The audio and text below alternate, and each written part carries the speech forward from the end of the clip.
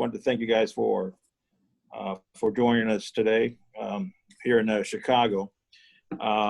First of all, for today's game, we're going to recall infielder Isaac Paredes, and we will designate for assignment Dawel Lugo. Also, in addition to that, on Tuesday, we will be selecting Tarik Skubal. He will start the game for us on Tuesday, and then on Wednesday, Casey Mize. So basically, I'll just open it up for questions now. Okay, thank you, Al. We'll take our first question from Chris McCoskey of the Detroit News. Well, that was a lot more than I bargained for. I thought there was going to be just one guy called up.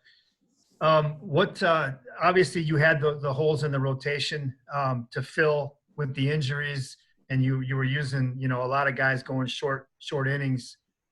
Is that what precipitated both of these guys? And how ready is Skubal? Well, there's a lot of things that went into this. Number one, obviously, we have the greatest need right now, but more importantly, we felt that both pitchers are ready to pitch at this time. Alan Trammell, before just going home for a break, gave me a really detailed report on all the players there, obviously including Skubal and Mize and Paredes, as far as their progress. Jim Leland, actually, who was just at Comerica Park for the weekend, was also in Toledo and watched these guys pitch and play, and also made the recommendations. And that's in addition to, obviously, the daily reports that we get from the staff that's working there day in and day out. So we felt they were ready. The need, obviously, arose right now, the greatest need, in that, we're obviously trying to get some of these guys through the season, and some guys have gotten injured. The latest one, obviously, Nova, and so right now we feel that they're ready to contribute. Skubal will start then, so you'll have Skubal, Mize, Boyd, Spencer, and Fulmer. Is that how we're going to go? Well, Boyd goes tonight. Yeah. Skubal Tuesday, Mize Wednesday. Gotcha. And then, of course, it'll be Turnbull's turn again on Thursday. Okay. Was there any hesitation? I mean, I know that's the way pretty much. That's pretty much how the rotation sets up. Obviously, Fulmer follows Turnbull, but obviously, Gardy and Andy will run that rotation as they see fit. Right now, that's pretty much how it lays out for this week. Just lastly, Al, from me, was there a big temptation to bring at least Mize up sooner than this? And what kind of held you back from that a little bit, if there wasn't? No. I mean, there's always temptations to do a lot of things. For us, it was really important to get him more work, and we had to sift through the guys that we had that had been here before, and with the experience they had, and try to see what they can do. Number one, and get them in a position to contribut. But for the most part, I was trying to explain this.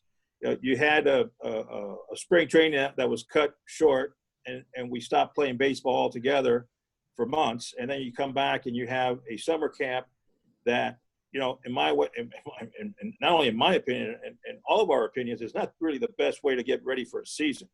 But we all had to go through the same situation, and it was the only situation you can go through. So for us, it was more important to just make sure he got more work. These guys got more work before we just rushed them in there. So they got close to a month of work, and we went through the players and pitchers that we had at the big league level, and trying to see what they can do at that point. And now, because of obviously some circumstances and the additional month of work that these guys have put in, that caused them to be, I would say, more ready now, obviously, than it was several weeks ago. It's the proper time. Oh, thank you very much. Thanks, Chris. Take our next question from Mickey York from Fox Sports Detroit. Good morning, Al. Without the guys down in Toledo playing meaningful games, how difficult is the evaluation process these days, and how do you determine, and I know you're getting your reports from your trusted sources, but that makes you realize, hey, this guy is ready and he's ready now to bring up at this time? Very difficult. That's a great point. If you talk to any general manager out there or guys in player development, it's hard to have a full game. Most games are obviously 4 or 5 innings, and obviously the lack of position players, and it just makes it very difficult. Now, in saying that, the guys, as far as I know, and from all the reports, they really put in a lot of hard work. There's more repetition. There's more drills. But when the pitchers face the hitters, it's live hitting, live pitching. One of the things that, that happens in that scenario, I'll give you a perfect example. You're facing the same hitters, and the hitters are facing the same pitchers. And it's very easy to fall into a pattern. And I could say that some of the pitchers would fall into the pattern, and they were getting hit, pretty good. And so then, okay, it's a good learning lesson, though, because during the regular season, you were going to face the same teams a lot, 19 times. So hitters can get used to you. So it's a good learning point. You know what? You've got to stop being less. You got to be less predictable. You got to start changing in how you're going to attack this guy. So those are the things that are helpful. But then at the same time, to your point, yeah, there is a hindrance there because you're facing the same guys, and it's not like a normal. It's not like a normal game.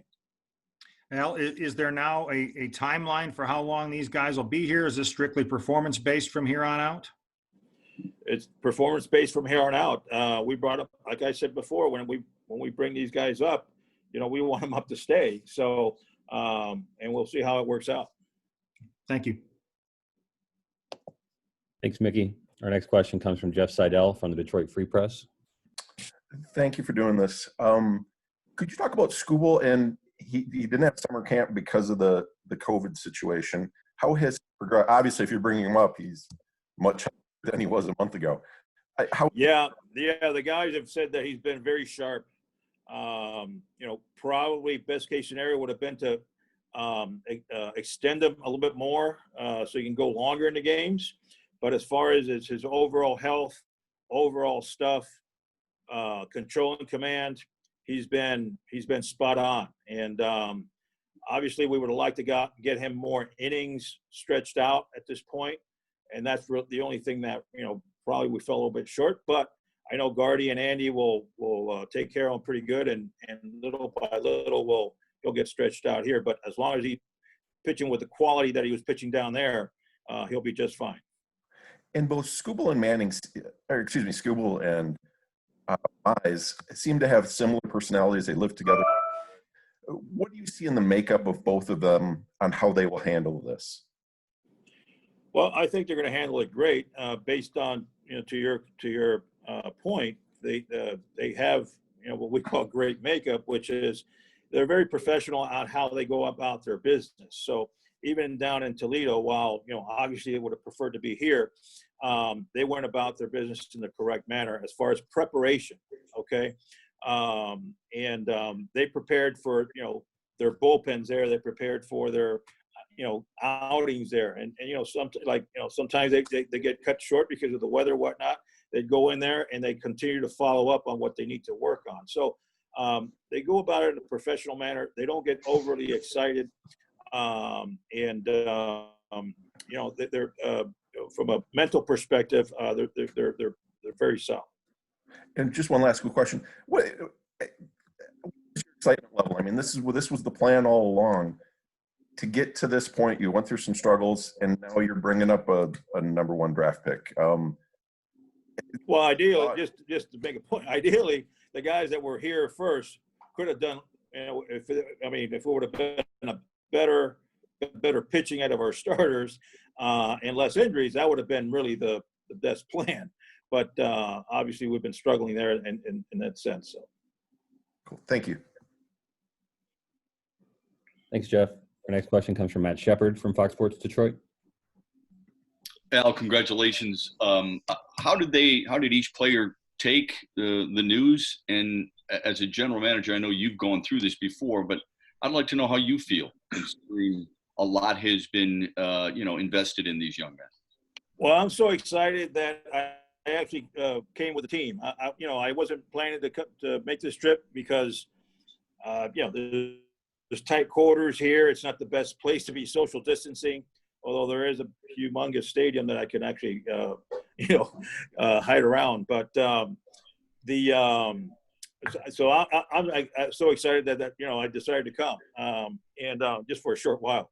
But basically, what Dave Littlefield called both players up and told them that they're going to be on the taxi squad traveling with the club. Pretty much, in a very quiet way, told them what was expected to happen. Normally I like to give the opportunity for those phone calls to the guys in the minor leagues and player development, because obviously they put a lot of hard work and a lot of time down there. They have a lot of tough decisions sometimes. They're the ones that a lot of times make those cuts in the minor leagues, at the end of spring training. Those are very hard things to do when you cut a player. So I'd like to give them the excitement of, to tell a player when they're being called up too. So they made the first phone calls to all three players. Gardy and Andy and I obviously met them on the airplane last night, and basically talked to them at that point. And they're excited, but I'll tell you, just like their reaction with us on the airplane, just like what Littlefield described when he called them, very calm, cool, and collect, and very professional. So it just tells you about their demeanor of how they go about things. And last